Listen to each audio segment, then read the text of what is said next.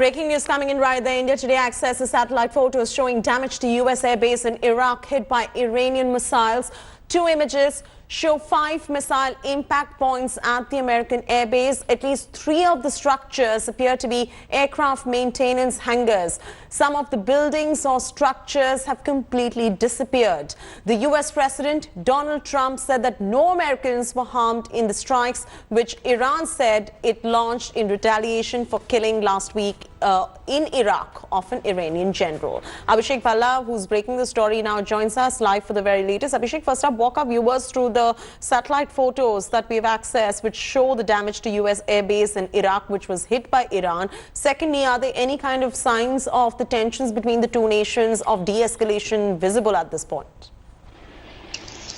Well, President Donald Trump spoke of de-escalation. He said that the U.S. wants to embrace peace, but at the same time there was warning to Iran if it indulged in any kind of misadventure. He very clearly said that use of nuclear weapons will not be tolerated by Iran. While both the countries have shown signs of de-escalation, but things remain volatile and the region is on the boil.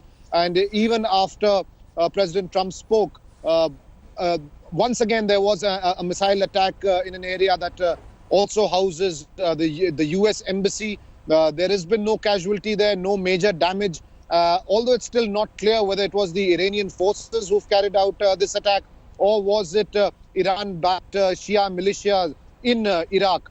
So these things are still, under speculation, but things remain very, very volatile. Also, the fact that President Donald Trump has said that there is no loss of lives to U.S. forces, but there has been extensive damage to the military bases. These images also clearly indicate that it will remain to be seen whether U.S. retaliates or not.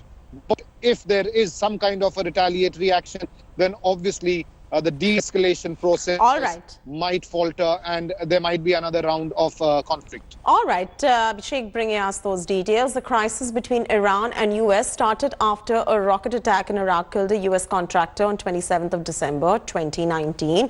On 29th of December, U.S. retaliated and killed 25 pro-Iran fighters in Iraq. In response, pro-Iran protesters stormed into the U.S. embassy in Baghdad on 31st of December. The U.S. military, on the orders of Donald Trump, killed Iranian general and IRGC chief Qasem Soleimani on 3rd Jan in Iraq, sparking off a major crisis and renewing fears of a war. On 8th of January, that is yesterday, Iran launched missiles on 2 U.S. bases in Iraq. Good morning. I'm pleased to inform you. Now, how does this impact India? India will be severely impacted if the tensions between Iran and the U.S. escalate.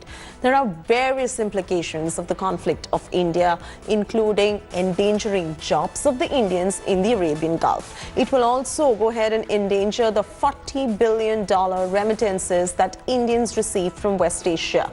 The oil supplies to India are also going to get impacted due to the standoff.